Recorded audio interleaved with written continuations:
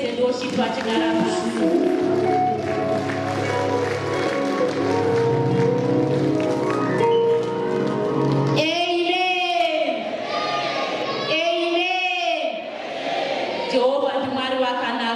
Ngatingosvikai patinofarira Jehovah Ishe wamadzishe mambo wamadzimambo muzita raJesu. Amen. Amen. Tichakamira ngatingosvikaio patinofarira baba vedu namama vedu, baba namama mufundisi Chiriji, tichiti muzita raJesu. Amen. Amen. Baba namama tinokudai. Amen. Tigatora hedu nzvimbo dzedu.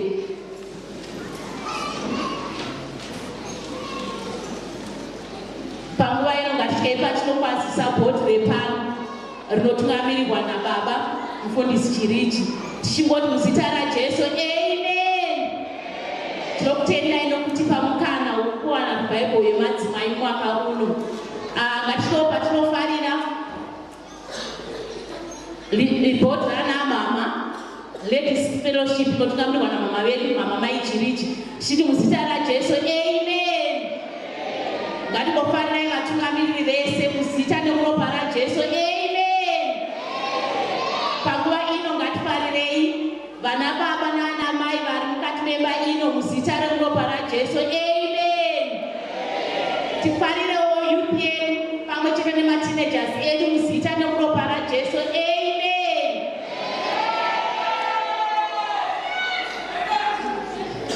Amen. Ngatike patinofarira vana vedu veSunday School muzita nemuropa raJesu. Amen. Amen. Sunday School. Amen. Panguva ino regai ndingokwasawo mhuri yandakapuwa naIshe baba Masuka pamwe chete nevana vedu vatakaropafadzwa navo naIshe muzita raJesu. Amen. Takasimuka ngatifarirei mufundisi vachiuya.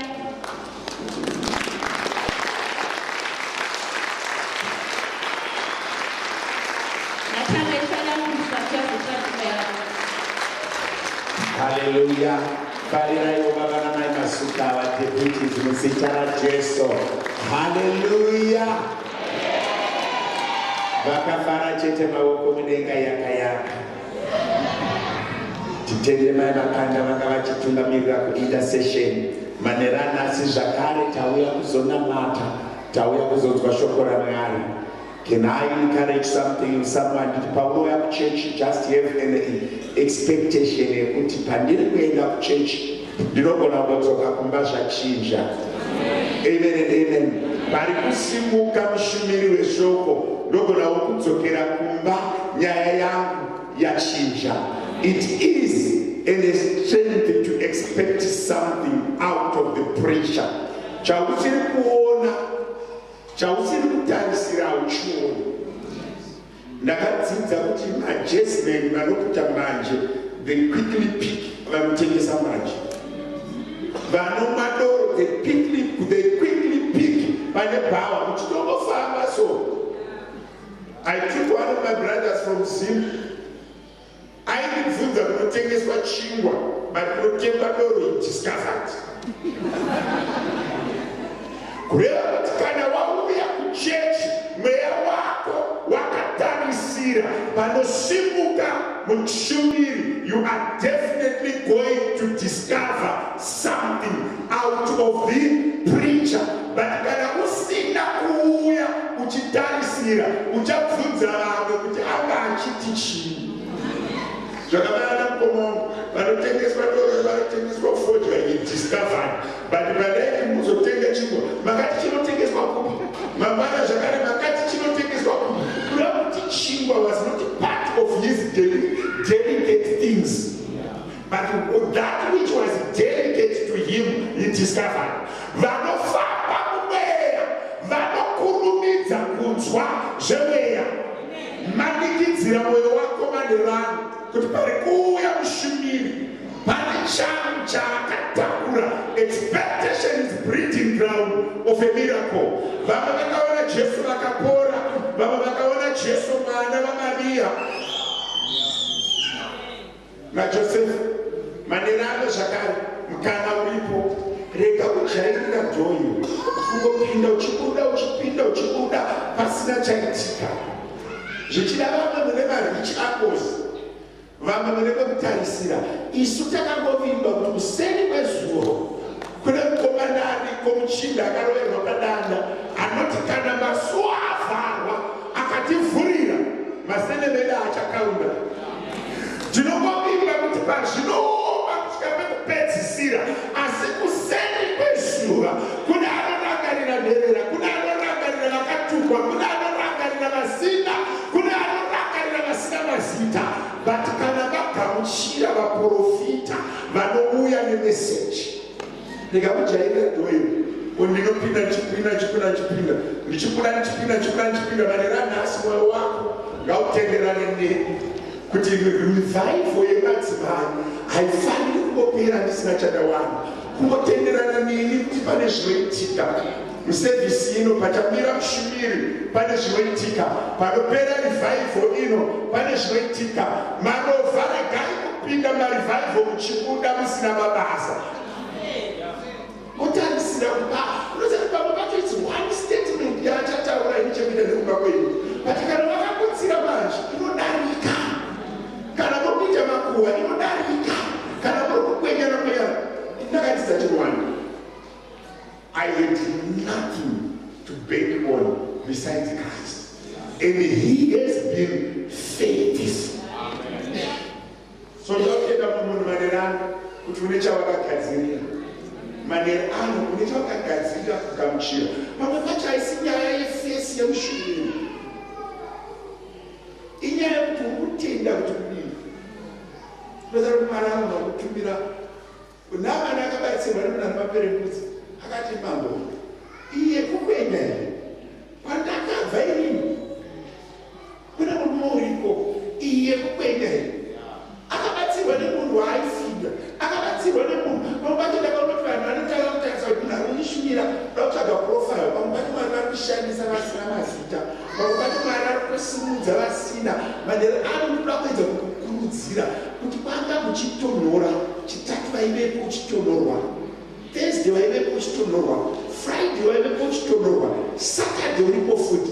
Wana chaukura nacho musevhisi, wana chaukura nacho musevhisi, kuti varikisimuka pamba vachizoparidza sanganisa rechitatu, reThursday, reFriday, ranhasi upenyu mushando.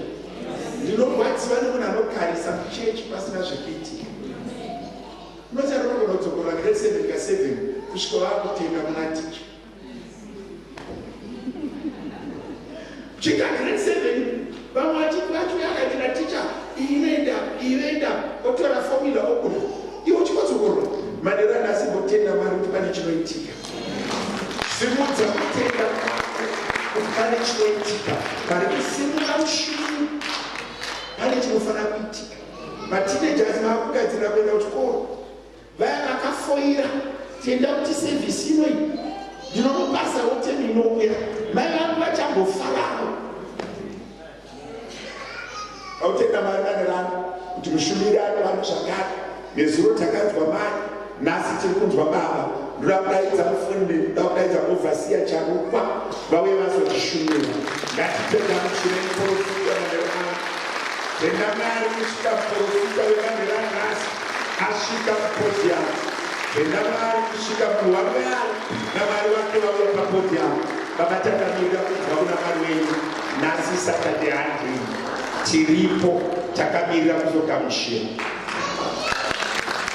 Let's just put our hands together for the bishop of the house.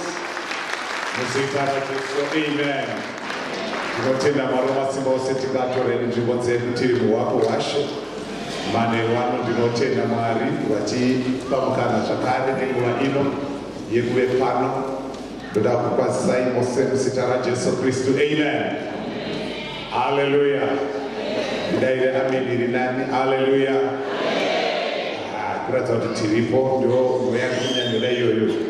Toda kutenda Mwari Wamasimba ose vatipa zvakare mukana wekuve pano. Ndichikudza Mwari nekuda kwevaranda vavo baba namai Celestine Chirichi Mwari ngaaramba achikupfudzai pamberi, aramba achikuzodzai nekuzarurirai, Mwari aramba achikutungamirira nekupai nyasha, nekuti nyasha dzine malevel. Kana satatanga kutaura nyasha dzekuapostolic grace, tinongotanga kutaura pane inonzi common grace, kozouya saving grace, kozouya grace to minister. Malevel emagrace iwayo. Mugrace to minister ndo munozowanikwa inonzi apostolic grace. Iyo yakati siyanei neany other grace. Amen.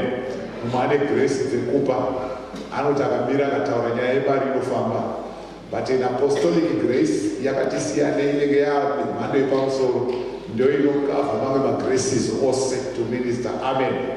Mwari ngaakupei grace yeapostolic. Iyo yamaramba achikoitsimbizira pamwoyo wenyu pamunopfuurira mberi. It doesn't matter, muchazoona kuti apostle akaiswa chero panzvimbo yaenda hana basa kuti pakadii.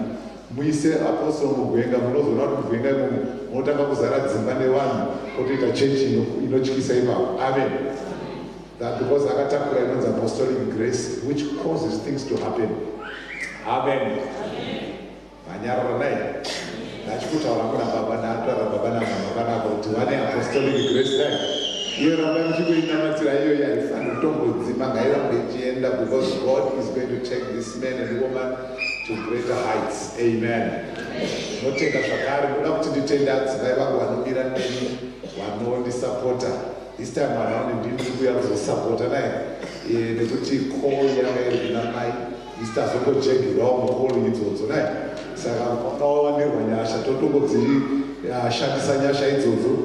Ndoda kutendai madam, my sweetheart, may God richly bless you. Aramba achikupfudzai pamberi nekutaura izwi raMwari mumwaka uno watakashedzwa naShe kuita basa. Ndinotenda, ndoremekedza leadership yose yepano. Mwari aramba achikuitirai zvakanaka. Ndinoremekedza utungamiriri hwanamai murimo here umo. Taita atuita zverwyote taiti muripo here anamai murwanera muchiti hongu tiri pano. Ndotenda Mwari kuti nerevival ino yakanyanyisa kunaka. Asi ndinofunga kuti mukaita zvekutamba vana baba vari muno vanokutorera zviri kupapurwa pano. Haleluya. Vana baba murimo here? Munzwa nebhesi ranorwe amen. Toda kutenda vana baba vanoramba vachitsigira basa rakadari. Mwari aramba achikuitirai zvakanaka. Haleluya.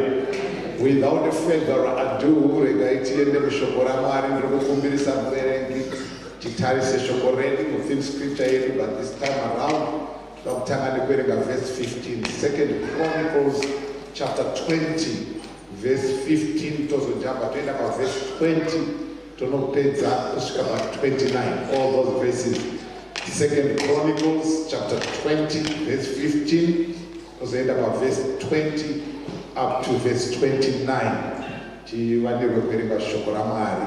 Ndaikumbirisa tingosimuka kuremekedza kuverenga kwezwi raMwari pariri kuverengwa. Mwari achitiita zvakanaka mazvita.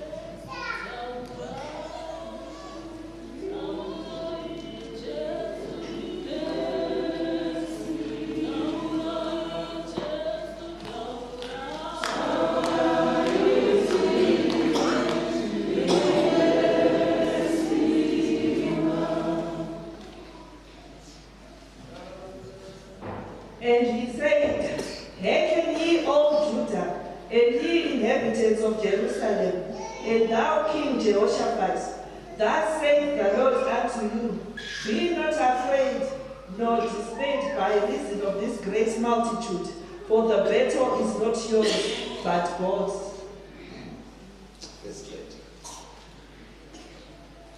And they rose early in the morning, and went forth into the wilderness of Tekoa. And as they went forth, Jehoshaphat stood and said, hear me, all Judah, and ye inhabitants of Jerusalem. Believe in the Lord your God, so shall ye be established. Believe his prophets, so shall ye prosper. And when he had consulted with the people, he unto the Lord, and that should praise the beauty of holiness, as they went out before the army, and to say, Praise the Lord, for his mercy endureth forever. And when they began to sing and to praise, the Lord set ambushments against the children of Ammon, Moab, and Mount Seir, which were come against Judah, and they were smitten. For the children of Ammon and Moab stood up against the inhabitants of Mount Seir, utterly to slay and destroy them. And when they had made an end of the inhabitants of Seir, everyone hoped to destroy another. And when Judah came toward the watchtower in the wilderness, they looked unto the multitude, and behold, they were dead bodies fallen to the earth, and none escaped. And when Jehoshaphat and his people came to take away the spoil of them, they found among them in abundance both riches with dead bodies and precious jewels, which they strived off for themselves, more than they could carry away. And they were 3 days in gathering of the spoil. It was so much. And on the 4th day, they assembled themselves in the valley of Barak, for there they blessed the Lord. Therefore the name of the same place was called the Valley of Barak unto this day. Then they returned every man of Judah and Jerusalem, and Jehoshaphat in the forefront of them, to go again to Jerusalem with joy, for the Lord had made them to rejoice over their enemies. And they came to Jerusalem with psalteries and harps and trumpets unto the house of the Lord. And the fear of God was all over kingdoms of those countries, when they had yet that the Lord fought against the enemies of Israel. Hallelujah. May the Lord bless the reading of his word. Verse 15, verse 20, and verse 22. It's Shona.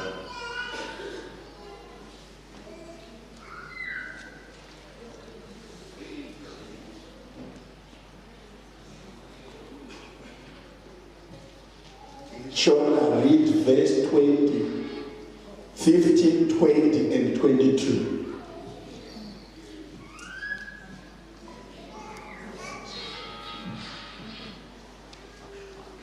Thank you.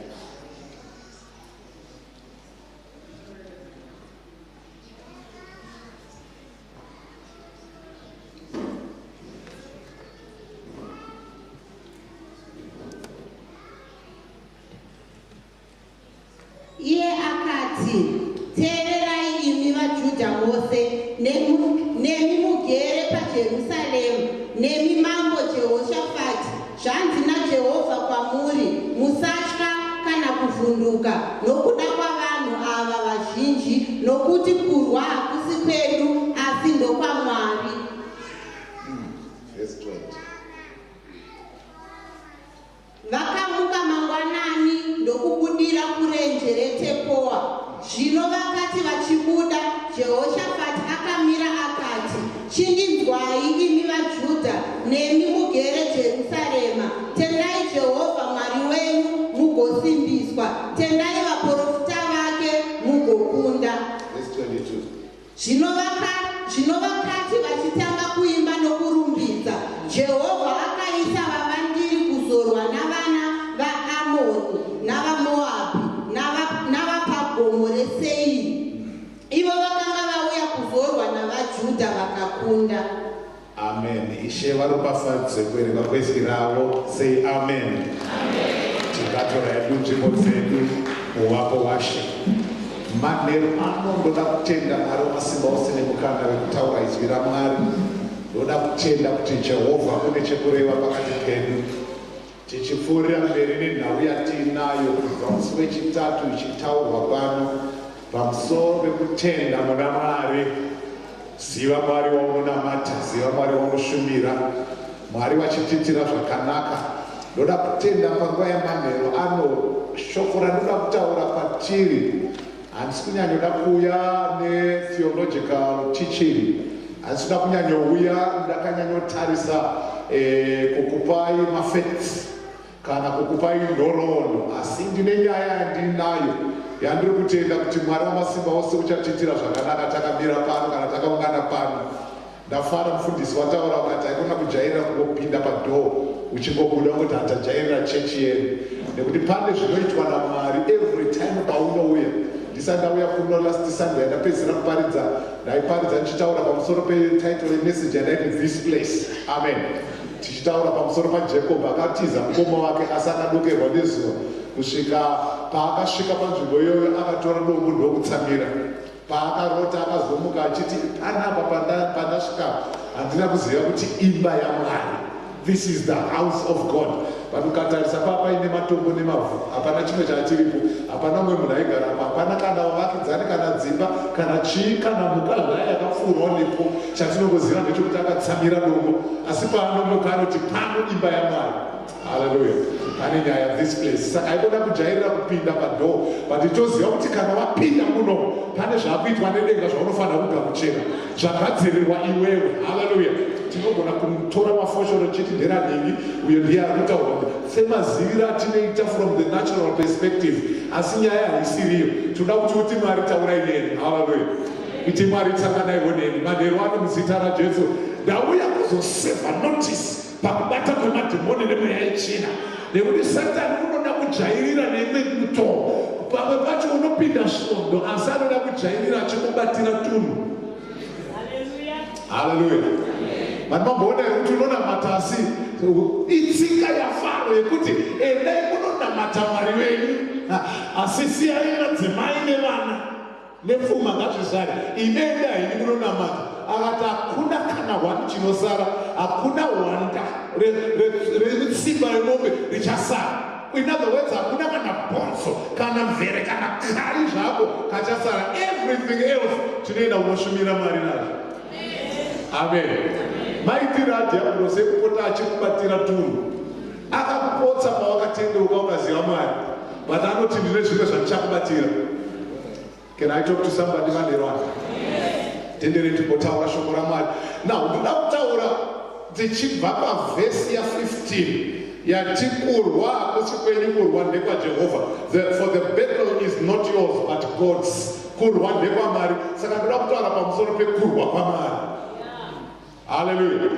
Kurwa kwaMwari. How God fights. May I present to you, ladies and gentlemen, that from your beginning, from the beginning of the day number 1 of your life, you entered into fight. Upenyu hwako ndewehondo, uri munhu wehondo. Halo? Ndoziziva kuti kunzewo kuti katarisa chiso chako hachitaure nyaya yehondo, hachitaure nyaya yekurwa. Pamwe ndiwo waiti ukanguvhundutsirwa munhu akangosimudza voice, iwo aibvunza kuti sorry sene wakuru ndisingarevesi nachitaura wari kusera. Pamwe uri munhu uya asina kana chinhu chaunoti ukatarisawo unopa unotongomira uchiita nharo, asi unoda kukuzivisa manheru ano kuti uri munhu wehondo. Your life is a fight. Amen. Upenyu hwako ndewekurwa. Ukaita zvekutamba ndosaka muchiona kuti kuuya kuzonamata Mwari kuchando kwakadai kuchitondora kurwa, uri kutorwisana nehwedza iri kukurambidza kuenda kunamata. Regai ndikudze nenyama yawakatopfeka iyoyi chinonzi mutumbi ichi, chacho chaunodai kufukidza, chacho chaunodai kugadzirisa nekuisa mamekapu nemahedu akanaka, aiwa ichocho chinotokurambidza, chinokuudza kuti nhasi vakanoita rega kuenda kunamata Mwari. Amen. Amen. Saka uri muhondo kana uine nharo ndikupe vhesi. Ukaenda kuna Roma chapter 7 unonzwa Paulo akudzidzisa anoti varume hava, ndaona kuti pane zvimwe zvinhu zviri kuoparata mandiri. Pandinoda kuita chinhu chakanaka handipedziri ndachiita, chandisingade kuita ndochandinopedzira ndaita. Ndazoona kuti mandiri mune chinhu, mune mumwe murayiro uri kutonga mandiri, nekuti zvandisingade ndozvandinopedzira ndaita. Hallelujah. Anosvika paanozoti saka ndianiko achadiponesawo pamwe nyama iyi nekuora kana kuti nekurwisana kwakadai. Pachapter 8 verse 1 unozonga kuti naizvozvo hapachisina kupihwa mhosva kune avo vari muna Kristu Jesu. Haleluya. Kureva kuti hondo yako unoikunda kana wapinda muna Jesu. Kureva kuti Jesu. Uyu anofamba nomweya achaita zvinhu zvenyama. Uyu anofamba ari mumweya akufamba ari musupernatural power. Manheru anodai Mwari akambozarura matenga adonhedzere rimwe drop resupernatural power pamusoro peupenyu hwako, nekuti hautenderwe iwe kukundwa uina Mwari mupenyu, hautenderwe kutsikirirwa pasi uina Mwari mupenyu. Hazviite kuti ukundikane iye Jehovha aripo. My God, ndotaura nemumwe munhu ere manheru ano. Toda kupinda muboxing ring right now. Manheru anofanira kumwe munhu anombopinda muboxing ring anodaka kurova hondo nekuti Satani chajaira. Kana usinganditendere manheru ano, rega nemunyatsokubatsira mudikani kuti pane kujairira kwaSatani kunoitika pamusoro poupenyu hwevana vevanhu. Amen. Bhaibheri ratoemesa pano kuti aiwa muranda waMwari akutaura anoti iwe Jehoshaphat anoti teererai vagari vemuJudha nevagari vemuJerusarema nemi mambo Jehoshaphat. Ndaona 3 categories nelevels dzekurarama kwevanhu. Kune vanhu vanorarama vari muJudha kureva kuti vari muruzevha. Halo? Koita vari muJerusarema kureva kuti vari muguta. Asi muguta imomo kune vanorarama vari palevel yeumambo, kingdom, kingly, ndowana Jehoshaphat. Saka pari kuadresa Judah, reserve. Pari kuadresa Jerusalem, guta. Pari kuadresa Jehoshaphat, mambo. 3 levels dzinogona kurarama. Imomo zvakaita munhu ane paanoti wane level yake ipapo. Mumwe ane reserve mentality apo muSouth Africa. Kutokwira ndege asi brand dzako dzakazara chirizevha chega chega. Hapana asina experience yechirizevha ipapa. Kunze kwekuda these young people varapa ndo angadai vasingazivi because watangirwa palevel inani vati kwatakabva isusu. Tinokuziva. Hallelujah. Hallelujah. Chirizevha ichocho ukada kurarama wakakuchibata muchidengezera mumusoro hauna kwaunoenda muupenyu. But munhu waMwari anoadresa malevel ese anoti teerera iwe Judah, reserve mentality, teerera iwe Jerusalema, guta mentality, nekuti vemuguta vanosviti tisiri pamusoro. Vekwamutova vanoti kubaya-baya nonanitana chekucheka-cheka ndoreza kuimba ifoke knife iyo yachidya mandoe. Ndawabata. Hallelujah. Uchirua vanobva vazvibatira pamusoro kuti tisu taakubaya-baya tichicheka-cheka. And yet Mwari kana auya haasi kutarisa malevel ekwawakaberekerwa, haasi kutarisa malevel emakuriro, ari kutarisa level yekwauri kuenda. Thank you Jesus. Ndo zvakatuma naMwari kuti ndizosimudza vanhu vakadaro ikandilei nyaya yemuzvakanaka. Saka ari kuadresa vari muguta, ozoadresa mambo, nekuti mambo ukaziva level yemambo, handina nguva yekuparidza izvozvo. Ukaziva level yemambo, mambo basa rake nderekuti paanoshamisa muromo, it's a decree, it's a law. Pataura mambo pese mutevere. Amnazvizo. Handinoverenga imimi takataura nyaya yekuti what you say, remember zvaunotauva. Ukazoenda kuna Job 22:28 inoti chii?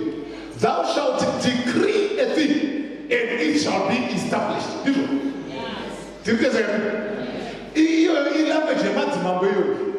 Yekuti akangotaura chinhu chakutoitika. Amen. Ikangoti sana kuri mishana kufanira kupfuura panokurumidza. Ipapa panodzitaura chinhu, when you decree a thing it shall be established. Zvoreva kuti ndimambo ari kutaura. Saka iwe uri kupiwa anointing yekuti utaure samambo. Kuti kana wataura zvinofanira kuitika.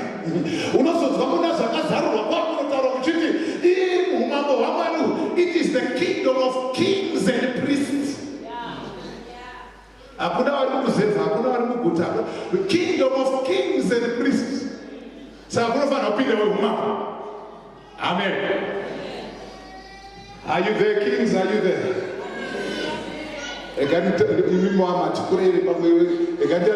Kings, are you there? Kings and queens, are you there?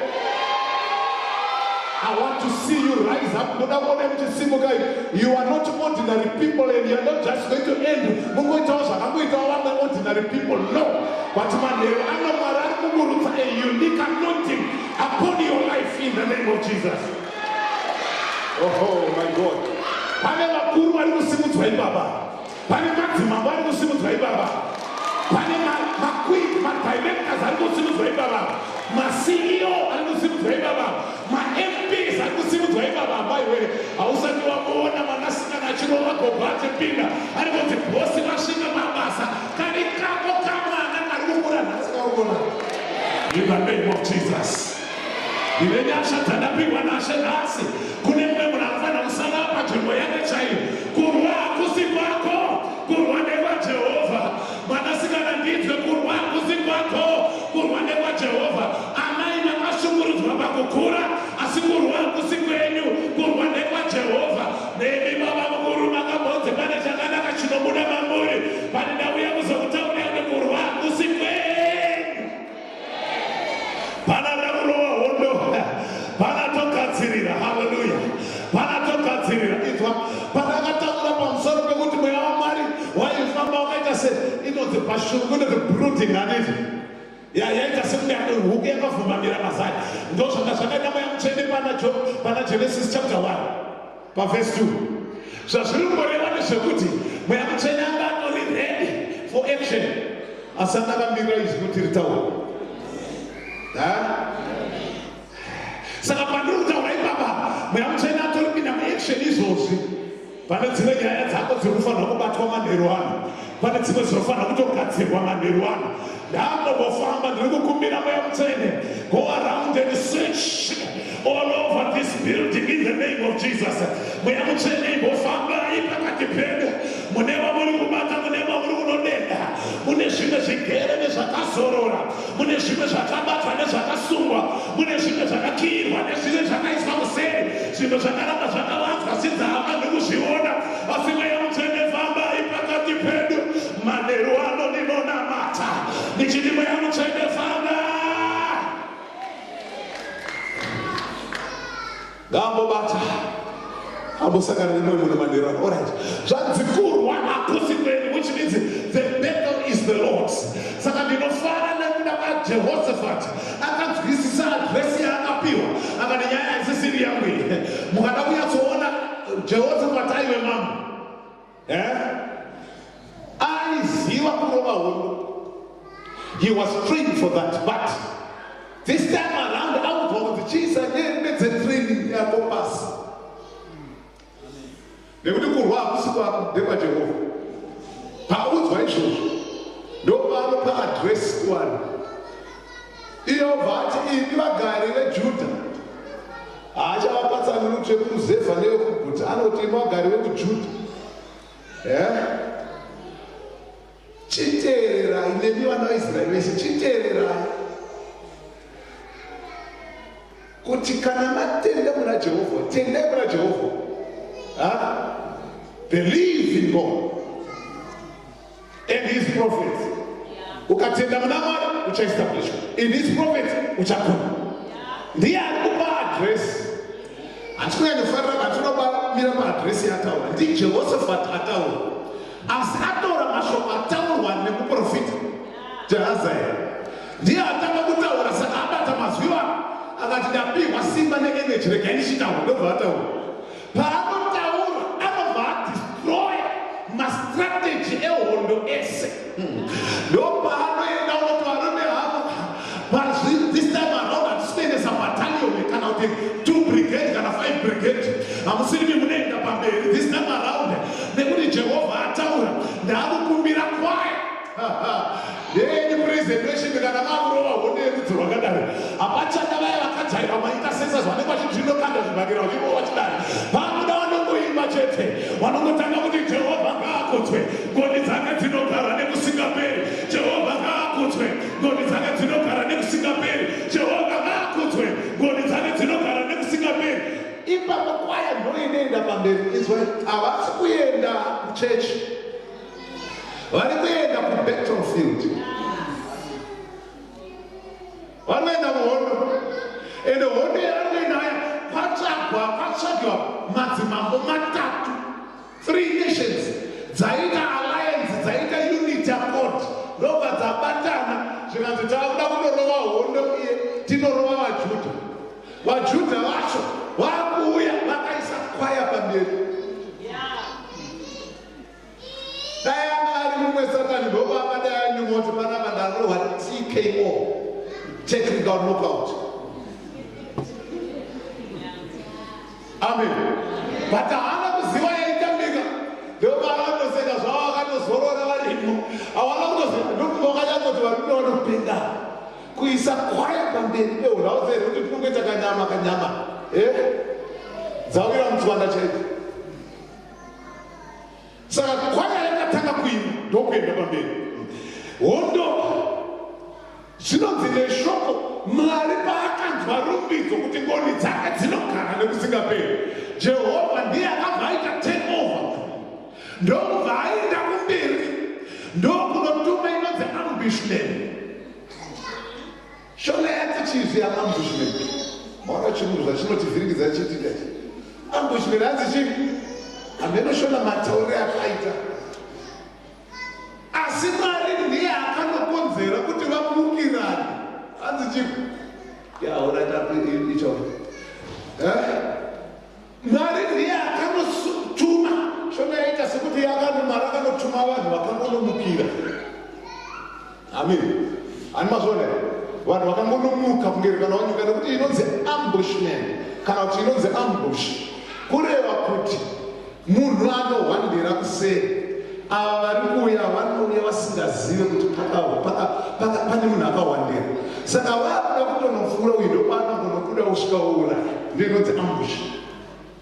Andiri kurova mwenyu asingazizivi ndoimwe yakabatsira muhondo yechimurega cheZimbabwe inonzi gorilla warfare, nekuti vanga vasingagoni kuuya direct nemasoja asivisi, vainorova inonzi gorilla. Gorilla kureva kuti munopinda mubush, munoita zvekuhwandira, morova muvenga asingazivi akariva. Ndakuudzaidze kuhondo wateka ndodzineko katukaura nyaiurwa tatikurwa nevanhu, hakusi kwako kurwa. Saka manheru anoda kumukumbira iye Jehovha ane marovero akadari amborova kumba kwenyu. In the name of Jesus. Kana paine ari kutinzwa manheru ano, ndiri kuuya kuzodeclare kuti kune ambushment yakadzirwa naMwari kumusoro kudenga mukati merevival ino. Haurambi vakadaro, pane ambushment iri kuuya mukati meupenyu hwenyu. Amai regai henyu kuchema, asi Mwari akunzwai. Pawanga uchiti Jehovha kunzwai, uchiti Mwari mandiri uyu handikundwe handivire pasi, pawanga uchitaura kuti anotonga ari mandiri uyu, wanga uri kusimudzira zita raJehovha. Zvino Mwari anoti ndaakuchienda kunorova hondo ndega. Rega Mwari achikurovera hondo yacho. Mira uone uchaitika naMwari mukati meupenyu hwako. Ndeyekuti dzese dzakamiskidzwa nemuvengi dzinofanirwa kuparara manheru ano. Zvese zvakamiskidzwa muupenyu hwako zvinofanirwa kuparara manheru ano. In the name of Jesus. The devil is a liar. Can I preach in here? Nobody said anything. But tell me, the devil is a liar and a loser too. Bishop Judah Bismarck, but and his mother-in-law. Hallelujah. Satan murememene. Regai kudzeva ndakataura zvirazo. Ndichitia madhimoni anotokira undeke. Zvinombozva kuti uri muno. Ikonomi iri kuita zvakanaka yeZimbabwe ichingoita kunge yakangodengeserwa kunge ringangodonha ichida kutsika zvinodaro. Anokutevera madhimoni uri muno. Mweyatsvina anongokuteera ikakubatsira. Ndoda kuidentifyawo a few people vari muno vanoti pastor, inini ndiri kunamata Mwari. Ndatsikisa voice ndati inini ndiri kunamata Mwari. Kubva dhera ndakatanga kunamata. My life is like a circle, inoenda mumacycles. Nhasi uno zviri kumbodai zviri kumbofaya, mangwana zvoita sezvadonha. Ndoti namati ndoti simuke zvoita sezvadonha. It's a cycle. Munoiziva inonzi cycle handiti? Sezvazvakangofanana nemaseasons atiinawo. Nyange ukakwira gomo ukatsanya sei, nyange ukanamata ukaita ma40 days chando chinongouya kana nguva yajuni yasvika. Izvozvo izvo ngozviziva nekuti zvakanzi as long as the earth remains, seed time and harvest time, and it cold and heat, or the summer or winter. Izvozvo izvo Mwari akazvita zvitoripo. Saka there is no need yekuti utsanye uchiti nhasi noi ranatomisa gore rineri hakuna chando ndione kokupekwa nokutarisa kuti. Amen. Saka izvozvo zviri set, which means these are seasons that are set. Hatisi kuzointerfere nemaseasons iwayo, but pane maseasons eupenyu hwako atinoda kuinterfere nawo nekuti akakodzera kuti zviitike muupenyu ndiye Satani murimi wenhema. This time around hatisi kuuya nemasmile ekumusha kwedu. This time around hatisi kuuya nemasurudzi ekumusha kwedu. Kwenyu kunogona kuzikanwa nemangoromera asi handiwo anoshanda pamweya yetsvina. This time around hatisi kuuya nekuti mhuri yenyu ine zita murimi kurumira kumusha uko. Hatisi kuuya takatakura izvozvo. Manheru anoti tiri kuuya takatakura zita raJehovha. Anoti iye Jehovha who rides upon the clouds. Iye ane gumbo rimwe rakatsika munyanza, rimwe rakatsika panyika. Iye ukazoona kana akatsika rimwe rimo, ko iye agere kupi? Unonzwa chiti he sits upon the circle of the earth. Ndiye Mwari watiri kuuya naye. Anoti kana ashamisa muromo wake kungotaura, pane zvinhu zvinotaka kungoitika. Pasina chimwe chinhu chamboitika ipapo, iye akangotaura chete zvatozadziswa. Nekuti shoko rake rinouya rine power. Ndiye Mwari watiri kuuya naye. Ari kuti kurwa hakusikwenyu amai. Mambochema murume ane dzaakakutambai, murume ane dzaakaita, asi manheru ano aigona kuenda nemisodzi. Iti ndauya naJehovha anorova hondo. Jehovah is the mighty warrior. Iti Jehovah is the mighty warrior. Ndiye murwi anondirwira hondo dzangu, ndiye anondirwira dzinosimuka mukati meupenyu hwangu. Enda naJehovha. Unonzwa Dhavhidhi anoti unouya wakatwa, asi ndinouya kwauri ndakatakura zita raJehovha mupenyu. In the mighty name of Jesus. Manheru anotoda kuintrodusa Jehovha kunhamo yako nesituation yako. Toda kuendesa Mwari pamberi atange kurova hondo. Amen. Kurwa hakusi kwenyu aripo. Kurwa hakusi kwenyu. Tine wanda yafuna kurova manheru ano. Amen. Iye zvino Satani angwara. Satani angwarisawo. Achenjera. Anozviziva kuti ini hachanyanya kubatai, asi tinonobata panorwadza. Anokuroverai vana venyu. Amen. Anouya kuvana. Apinda kuvana ikoko. Otanga kamwana kanoita wild unoshaya kuti akagarwa nei aivanikana hapachada shamha, hapachada bhanda. Nyange mukataura nemazwi akaita sei, nyange ukaita nekuvhundutsira harichashanda. Unoona kachine ndakunzwa ideti uchingobva ipapa rikudzokorora rikuendera mberi. Saka umwe mundururani hauchada kutaura namashoko. Paakuda chamangwiza, paakuda chamahaka, paakuda Mariye pachake. Unoudza Mwari kuti mwana wangu uyo ndakumuisa pasi peropa reGwayana, ndakumufukidza neropa raJesu Kristu. Uyo abatwa nemadhimoni emanjusu, uyo abatwa nemamarine spirits, uyo abatwa nemadrugs, uyo abatwa nezvipongana zvisina kana direction, uyo atambiswa upenyu hwake, uyo asi kuzobatwa, uyo asi kuzopinda muugororo neumbavha. Aiwa wangu anochengetwa pasi peropa reGwayana. Kurwa hakusi kwenyu amai, kurwa nekwaJehovha. Rega Mwari asimuke.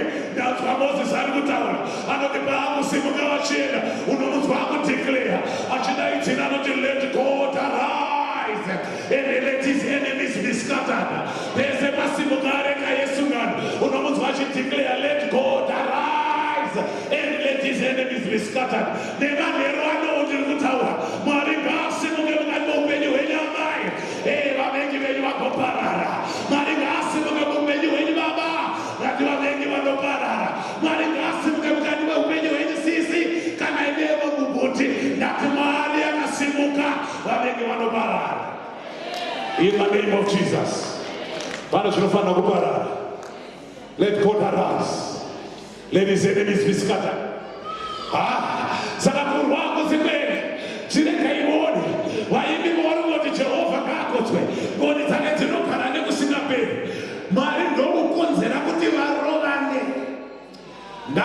pano semuranda vamwari. I wanted to cause confusion into the camp of the enemy. Mweya yetsvina yanga ichirwisana newe, ndakutuma confusion ikoko. Hakuna chicharongwa nemwenye chichabudirira. Sezvaakaita panguva yaJehoshafati, zvinonzi vakatanga kumukirana. Ayatatela mashakavaha, vakatanga kumukirana, vakatanga kurovana hadzo, vakatanga kutarisa vekuMount Seir, vakasvika neipapa vakati ava mabhanedini, mumbori vanani, ndobva vatanga kuvauraya hanzi vakauraya vese. My God, may they die in the name of Jesus. In the mighty name of Jesus. In the name of Jesus. May God send the ambushment in the name of Jesus.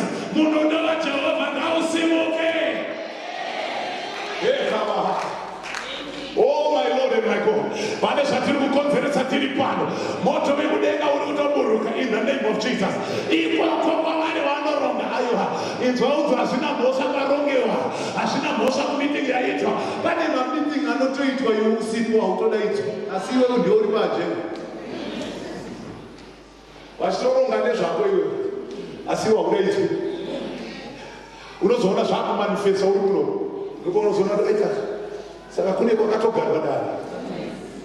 Zvinotukumira umanheru ano murevival netichitaura tichiti iko kwakagarwa dari ikoko. Let there be confusion in the name of Jesus. Mwari ngaatumire maambushments, ngaatumire vanongomukira, vanongomwerekana, vanongokwakuka, vongorova. My God, inzwa pane muranda vaMwari akamuchira chizoro chakanga chiri pana Elijah, akumudzokera kukoma, akudzokera kuJeriko. Zvinonzi vana vaprofita vakamutanga vakati nhai ini chemhanza kuseka profita chemhanza vava vasingarevi nhema. Elisha angaende mhanza vati mazvitaurire. Zvinonzi mapere akangobuda ndobva abvarura vese 50 vanabvarura unobvaudyiwa akangobuda type yeambushment. Mwari kana atsama zvimwe zvino aikona kutamba naJehovha nekuti hasha dzaMwari dzikangoburuka chete ndichana kudai hapana anomira, hapana anorarama. Zvenge zvakumira chiti Mwari ine Mwari unoita kumuonera padhuze akaburuka mbichana. Vakambotaura vanaIsraeri zvikazi Mozisi wajaira kutaura naMwari wega iwewe. Toda kumbotaura kudai timbomuona ngaangouyawo. Saka right 3 days muchigeza. Asandaona magezero akadai. Mazuva matatu ekugeza. Kwesha manga kwesha kadari. Zuva rekutanga masvika kudzokera kunogeza. Rechipiri masvika kudzokera kunogeza. Musati machena. Ameno kuti ganda rakasvika papo vachikwesha. Hembe dzichinyatsokezwa kuchena. Rapana zuva rechitatu rapera kudai zvikanzi vachiuya muno. Mwari ndobva atanga kuburuka. Mwari nemotaketi yake. Motaketi munoiziva motaketi. Motaketi kuZimbabwe ndokwadzinoshanda nekuno motaketi dzakamira sei, asi kuZimbabwe dzinoshanda. Ukanza pane pachirogwa speed yake mambishana. Mwari ndobva atumira motaketi yake. Ndinoziva motaketi yavati ilightning. Ndomagetsi ati kuti vaoneka penye vakati mvura yakumbonaya asi wanzira kubanana riri kurova richiteera mheniyo vakaza kutinhira kuti gombo rese richasvika kudai vakati Mozisi taura hako naMwari iwewe, enda pamusoro pegombo, zvaanenge akudza ndo zvandiri kuzoita. Mwari aburuka kuzogara pamusoro pegombo reSinai. Ndoda kuti Jehovha amboburuka nekuti wakadaro amborowa kumba kwenyu.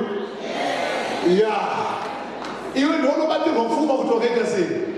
Iwe ndiwe unobatirwa utano kuti wakaita sei. Iwe ndiwe unobatirwa marriage kuti wakaita sei. Iwe ndiwe unobatirwa business kuti wakaita sei. Iwe ndiwe unobatirwa vana kuti wakaita sei.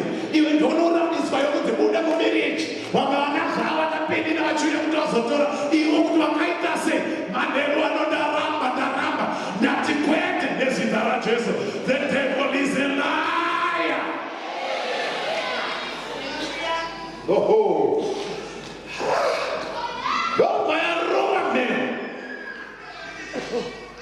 Thank you, Jesus. Mount Seir. No, warova wese. Azvina unoperera ipapo. Vasara zvinanzi ngatichimukira dai. Handinoti maraita ere sei. amukirana. Saka ndati kushona hakunyatsokunondibuditsira zvakanaka, asi ambushment yacho iri kuti kune wakangomuka. Handizvo. It was just a sign of confusion yakangorova masoja ese kuti angoona ari pedyo nekuti mhambira. Amen. Saka ndichinetseka mufundisi kuti muchechi ukaona maita vanhu vanomarana nekumukirana, tinobva tamboziva kuti pane certain level of confusion yavabata. Musanyanya wakwasika ndowanonzwa kurwara ivavo. Ndozokaona munhu abatwa neconfusion ari mimba yaMwari, ari munamati achirohwa neconfusion kurwara. Ndokufanira kuti ari kurwara uyekumiri kupfuga nezita raJesu ndiri kutuka chirwere checonfusion nezita raJesu. Munhu apore. Amen. Because haugoni kudzara naMwari wopinda mulevel yeconfusion azviite. No.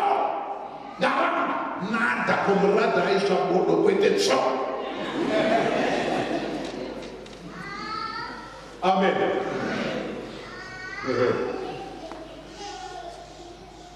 Bhaibheri ranoonesa kuti ravakarovana ndobva vaparara. Hanzi hakuna kana hwani akasara. Ukanoti ngoni dzake dzinogara nekusingaperi. Jehovha ngaakudzwe, ngoni dzake dzinogara nekusingaperi. Ngoni dzake dzinogara nekusingaperi. Jehovha ngaakudzwe. Pauri munaro chete, uko ari kurova nawo. Zvinonzi army yaifana kuenda kunorowa hondo, ndo vakazonosingwa ndobva vamira magomo, ndokutarisa mbani ndokuona ma-dead bodies. Vanhu vakafa. Amen. Ndinoti maitira Mwari pavakaburuka vachinonopinda muvhari vachinoona ma-dead bodies, vakaona makazara pfuma. Ini ndinoverenga Bhaibheri ndichipa attention to every detail. Ndoda kuziva handisati ndaona kupusa kwemasoja akadai. Handisati unonzi kupusa maniko kuti here vanotora pfuma vajuvenari ana mai bumba kuenda nawo kuona. Handisati ndaona kupusa vakadaro. Saka confusion hainakutangira pabattlefield, yakatangira kumba. Apa wakuoneka kuti amai atambeenda kuona. Saka ndakumbirawo mari ngenyume atikasi. Ndikuenda kuti baba unobvuma dazi zvaivende. Alright, oh. Torai baba. Mai vachitobvuma torai. Kwakutora jiro iro kuenda naye hapana akamboita mvese nekuti kuhondo rudzii kunoendwa nejuvelari. Hapana akabvunza ipapo. Mayorofara kubara kasikana he. Atirofara baba rwendo rumwe runorowa hondo. Vaenda vakatakura maringi ende muchato ayaya.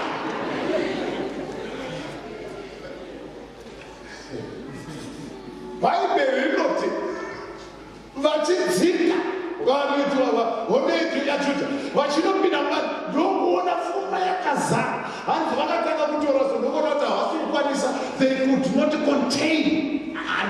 Handisati ndaona confusion yakadaro. In the name of Jesus. But chandaaoneswa munhu waMwari ndechekuti takagara kudarise vana vaMwari tine zvinhu zvakabata kune mwedu zvakawanda. Ipapo unorarama uchiita kunge kamurombo, unge kapuracha kengurutso, kunge kamburunji, unge kadhimba kenguru kasina hama kana musoro kana asi hausi kutoziva une minefield yakakumirirapo mayo. Gorike rizere rako kwete revazhinji rako iwe as an individual. But unenge uchikorarama uchikuita taine zvakundisingaonzerukati kwamuri wene zvangu akona kuuya kunzwisa titi pamberi paMwari. Kurwa kusikwavo nevaJehovha mande vanogamborowa hondo yakwenu. Iyo hondo yekushayiwa sei uchingochokoka wega wega. Inga uchichokoka.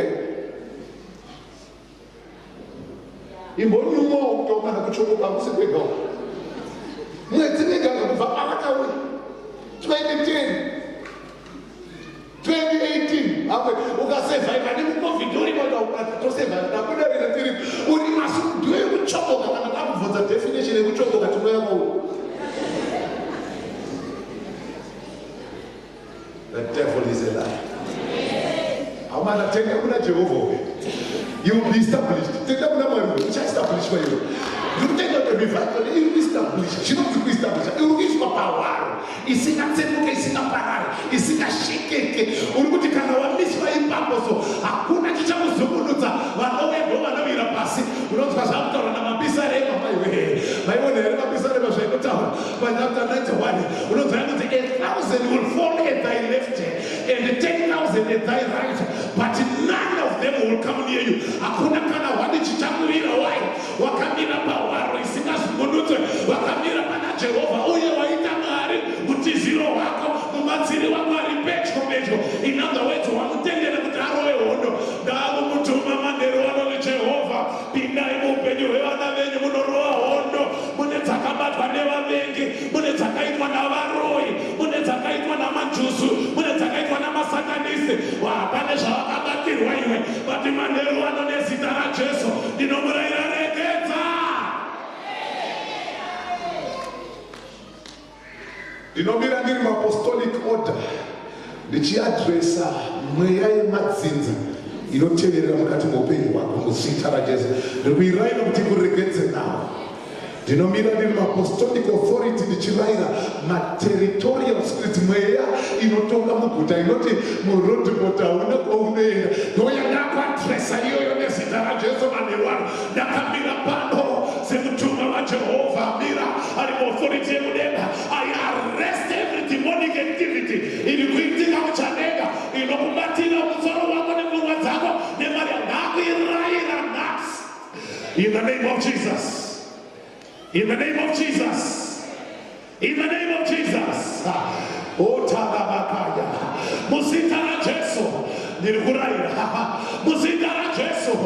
Yakatanebosha. Nirikutuma moto. Unopisa judgment fire. Ngaiburukire ikoko. In the name of Jesus. Pamaari tare akamisikitwa ipapo. Ndakuisa moto. Moto. Fire of the Holy Ghost. Fire of the Holy Ghost. Fire of the Holy Ghost. Fire of the Holy Ghost. Moto. Unopisa. Yeah. Jesu. Ukashika musitini area mune zimweya rinongobata imomo. Rega kubatwa nemweya yenzvimbo ino.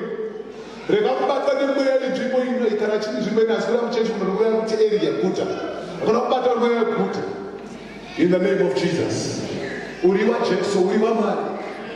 Una mwana anokurwira uchipinda muguta enda uine authority yekuchinja zvinhu. Uchipinda muoffice enda uine authority, une power, une authority mauri yekuti kana wapinda vanotanga kubvunza kuti kochiko chirimbori different name. Vane zvavanotisa nezvavaona pauri. Unoziziva here kuti kana wapinda muoffice ina Mwari pane vanhu zvavanotanga kuona. Iye anotanga kuona yeye ane zvaari kuregister maari kuti chandiri kuona chasiyana nechiri mandiri. Ari kuregister kuti pane super power rapinda muno rasiyana nedari rinaro. Wakakanda kufodya pasi so wachiti Janet haana kune kwaanoenda. Nyanga akayambuka Limpopo ikoko haana kune kwaanoenda.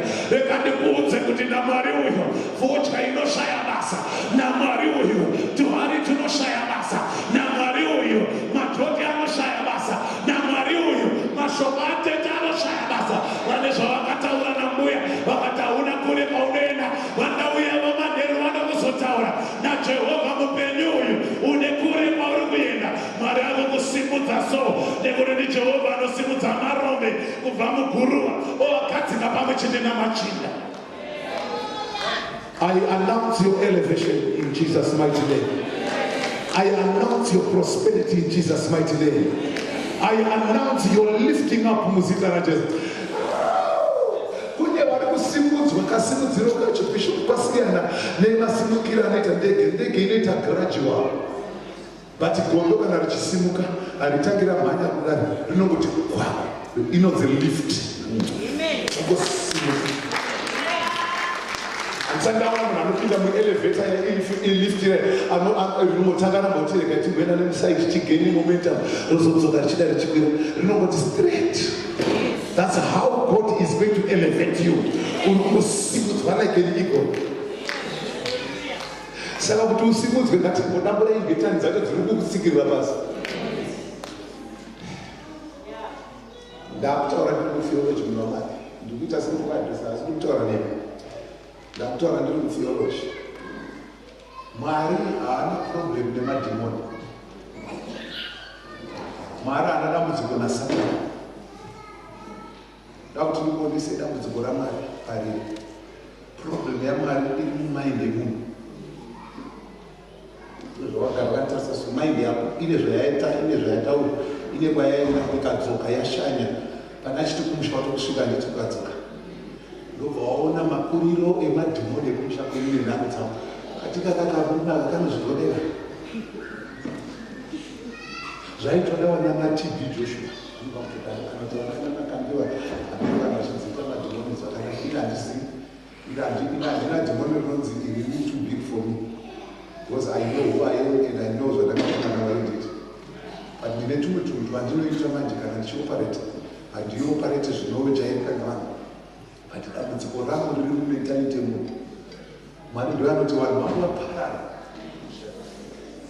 Saka mindset yemunhu haina kumira zvakanaka. Amen.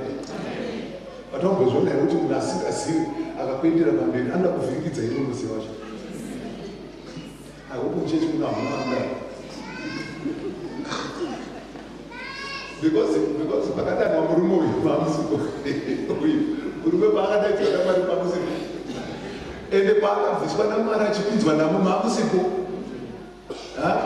Ana hamutozividza makambozvaona muchechi taana pasta unoparidza shoko asi paakabviswa naMwari hamukuzivi. Chekuti chakaita kuti azobvira achiparidza nekaitiro isi dzimwe pamari anoita zvonge kunge munhu atadza kuchuza kunge akarasika bichana kuti anotora makarekta anotora vari quiet anotora vari timid vanenge nekuti ukamutodachacha anenge achaapologiza neshoko resana achaparidza kuti adikani mwari anokuropafadza sorry nekuapologiza blessing chai anoapologiza nekuti ari so timid asi anodaidzwa namwari kunzi aite mushumiri. Saka usakofa wakaita mistake yekuti kana zvaakubasa raMwari iwe unoziva kupfuura munhu. Thank you Jesus. Ukaona ita mistake iyo yebvaziva kuti ndokwaufira. Amen. Kutonzi he is the pastor wepanapa ane apostolic grace yakaiswa naMwari to cover you. Ndine nhamo neuya anoswera achinyera mufundisi kana kutaura baba namai-mufundisi. Zvaurikuita ndozvori paurikutaura urikubuda mugrace.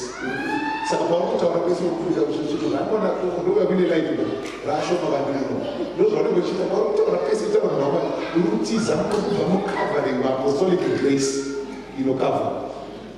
Ende kazhinji tarisai futi munhu iyeye anopota achitaura ikarowa nhamo kana kuti situation ikamuno iye anoda mhanya munhu waMwari namatai vanenge ipakomaikamutengesera kumbozara nemweya wacho nekuti aona ichazokona next week iye anenge aine nyaya dziri kunetsa dzokupisa izvo apo munhu waMwari aiye zvine zvindibori bhizi hakusi kuti ari kudadirai ndiJehovha ari kudhira nenyaya ari kudhira nemi.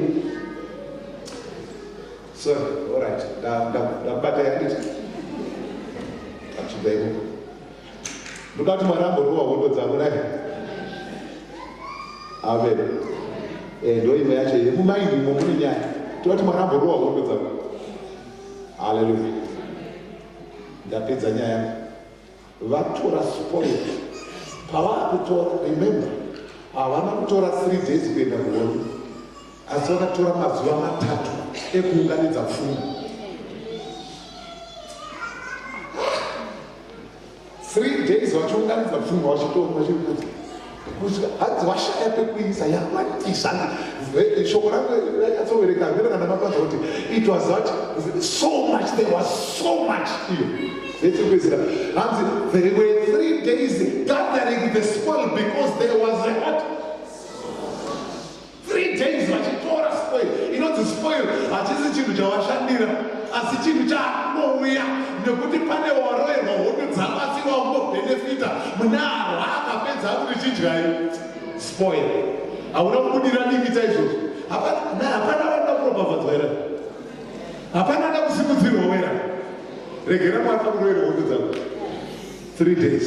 Zvinonzi zuva rechifundo rovarume hamusikuona here pane patiro pane blessing iripo. Ndobva vatumidza nzvimbo iyo kuti Beraka. Ende kuti Beraka ndogona kuti blessing. Because they gathered so much blessing paBeraka. Now, panzvimbo yekuwana blessing, havana kutora vachibva vaenda. Bhaibheri rinoti vasvika maBheraka, vaunganidza zuva rechi4, vakabva vamira ndokubva varopafadza Mwari. They blessed God. Ndokubva ipapo ndokuchipinda muguta nekufara. Jehovha vari pamberi achipembera, ndiye aitolidha procession achida kumana Jehovha uyu akanaka here, onai hondo dzaatiroera. Munoti kana vakundi opinda inenge ndirivo, iwe urikutaura zvokuti ndichada kuzova, uyu aitoti ndatowa mukundi ndarowa hondo naMwari. Ari pamberi achipembera nekuti hondo yarowa kare. Amen. Hallelujah. Therefore, am I declaring to you, apedza kuparidza, ndikudeclare kuti Mwari akakurwira hondo yako, uchagadha maspoils. Mwari akakurwira hondo yako, pane zvinhu zvaunozotora. Pamwe miracle yako iri kuitika mu 3 days time.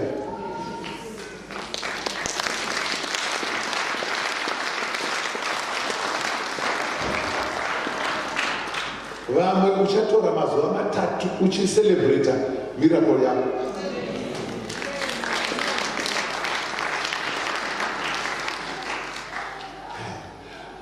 Mwari akapitira zvakanaka ndikani murivhaibho muno. Uchapedza audzwe nemunhu kuti aende kuchechi, unouya wega kuno kuzotenda Mwari. Unotokona wena zvamara rako uchitenda Mwari uchitoti Mwari yakanaya mvura kumba kwangu, ndazviona Mwari, ndakaona miranda Mwari, ndazviona Mwari, nekuti pane zviri kuitwa naMwari. Are you ready for that breakthrough in Jesus' mighty name? Are you ready for your breakthrough? Ndoda kutaura pano nezita raJesu kuti Mwari ari kukurangarira nekuti unoshamisa, nekuti zvako zvakabatwa zvakakuregedzwa. Mwari akurwa hondo yega, my God. Pasodoma neGomora anomurutsa moto, fire and brimstone. Pamount Carmel, Elijah anogodaidza kuti Jehovha anopindura nemoto, ndiye ngaanamadzwe. Mwari ndomuruka nemoto. Vaprofita vaBhaari 450 vese vakafa same day, vakauraiwa nekuti paburuka Jehovha azviratidza nemoto. Moto ngaumboburuka mukati meupenyu hwako, ngaumboburukira kumarriage yako, ngaumboburukira mueducation yako. Uri wekufoina vakaita sei, ndadeclare manheru ano, moto ngaumboburukira ikoko. Masuwa akapigwa ngaada ngaazaruke, njetani dzakakusunga ngadzidambuke. Ndinodeclare ndiri pano muzita raJesu, muzita raJesu. Yakatalebosha, yokes are being broken, chains are being broken.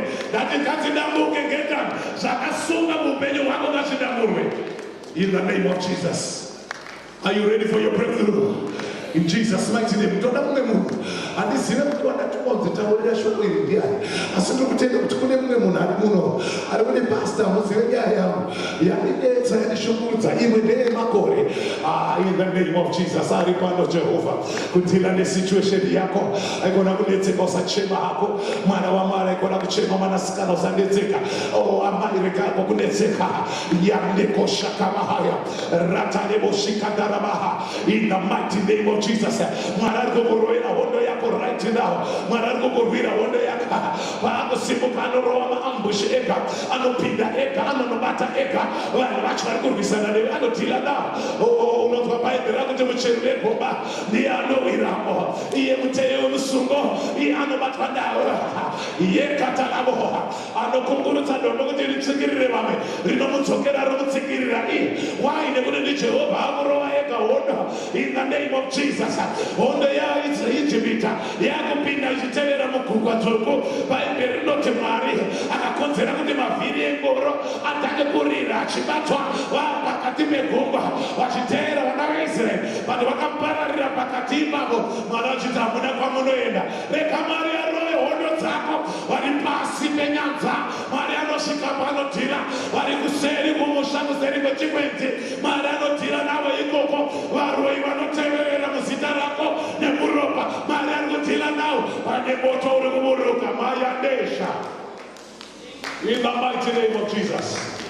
Uda kuti tinabate manheru, uda kuti tinabate, uda kuti tinabate. Ndikumbira munhu anonyengetera achiti unoziva hondo yawakatarisana nayo, uda kuti unamate kuti Mwari, kana wakatarisana nevana vako kuti Mwari, vana vangu ava ndakuriraira madhimoni anoteera ari muropa achibvisa kurudzi. anozama kuda kubata vana vako ava havasi kuzobatwa. Jehovha simukai uroye hononika in the name of Jesus.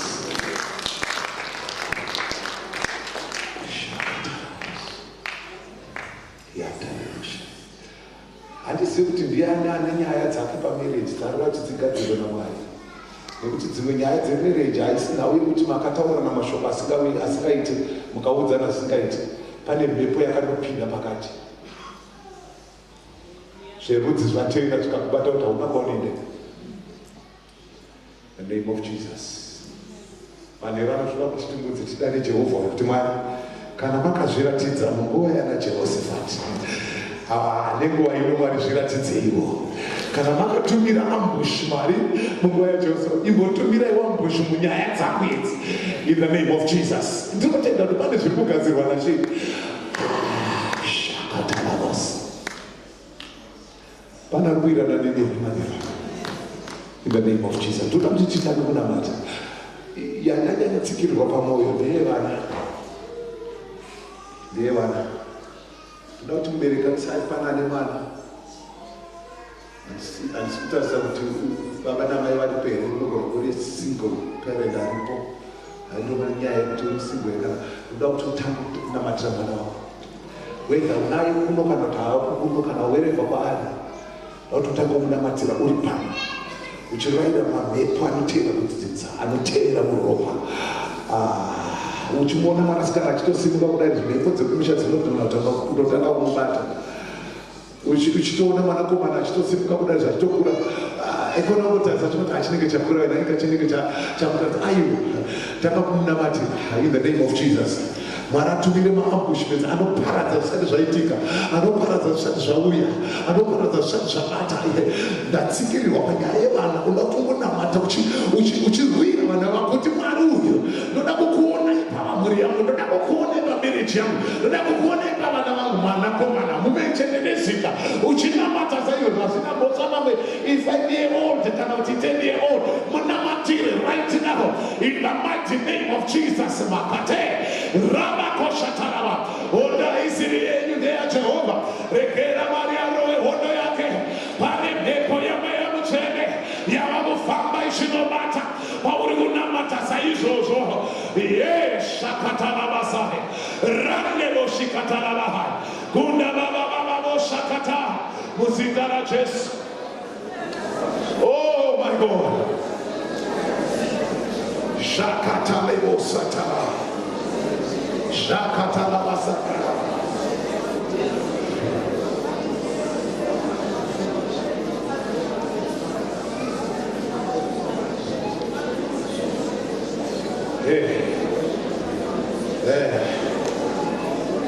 I want you to raise your voice. If what's happening kana chuja auya chikwa msoro itiboshuka upana anogokubata utano hwako icho zvangokurova before you know it watopinda mabibi asikaiti. Toda kuti unamata, raise your voice, raise your voice. Taka kunamata in the name of Jesus. Ana chete akuna kuita chete na Satani kuti ana kuita chete newe akauya.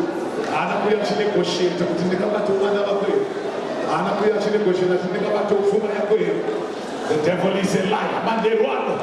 In the name of Jesus, I save notice on the devil. Zvakaita paupenyu hwako namadhimoni akandiri kurayira muzita raJesu. Reketa, reketa, reketa, reketa, reketa, reketa, reketa. Ayatesha kamahai. In the name of Jesus. Baba muzita raJesu. Yashatia baba tatsikumira. Pfuma yanga yakabatwa ngaireketwe. Utano hwanga hwakabatwa ngaureketwe. Baba muzita raJesu ndanamata. Upenyu hwevana venyu hwanga hwakabatwa ngaureketwe. Majote uranganga akasimanderera vana venyu ngaadambuke. Ndiri kutikireya manheru ano. Teka mahaya. Mhepo dzanga dzichiteera muzita raJesu Kristu. Ndinotsinduka manheru ano. Rato ravashakavahaya. Leta masatabahaya. Muzita raJesu. Muzita raJesu. Marriage, Mama, it has been upon the tumbling rock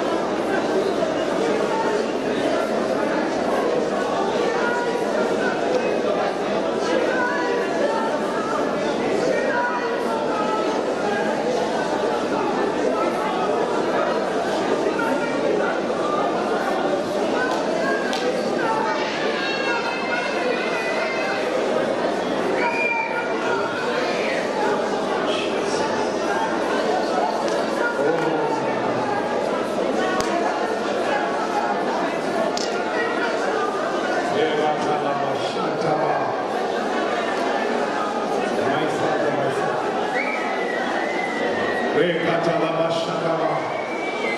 Musita la Jesu. Musita la Jesu. Musita la Jesu. Musita la Jesu. Musita la Jesu. Musita la Jesu. Kurwa nepenima.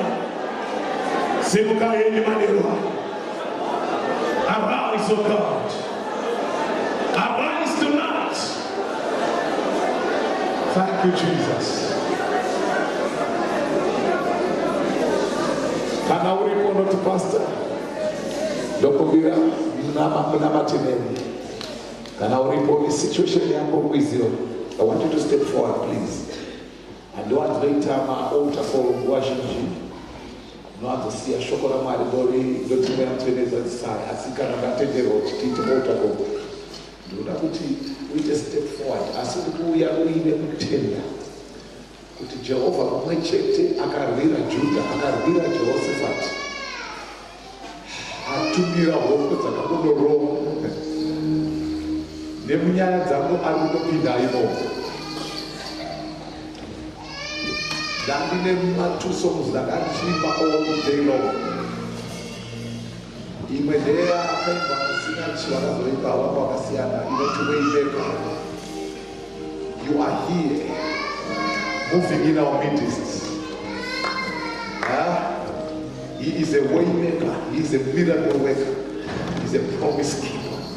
Sakachaka mimi sako satisa. Mnana wako mtetika.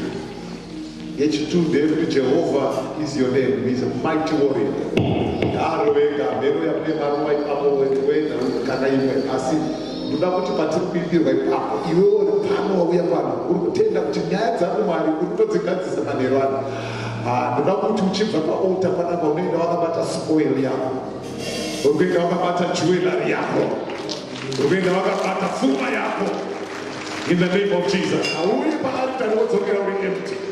Auye panzvimbo tsvene wodzokera wakadaro. Uri kuenda wakabata. In the name of Jesus. Tiri kuzonamata pano. Tiregedzera nyasha dzaMwari nesimba ramweya mutsvene mukati muupenyu hwako. Iwe ngogamuchira uchiti Mwari ndauya kuzotora pfuma yako. I'm coming to take my spoil in Jesus' mighty name. Jehovah.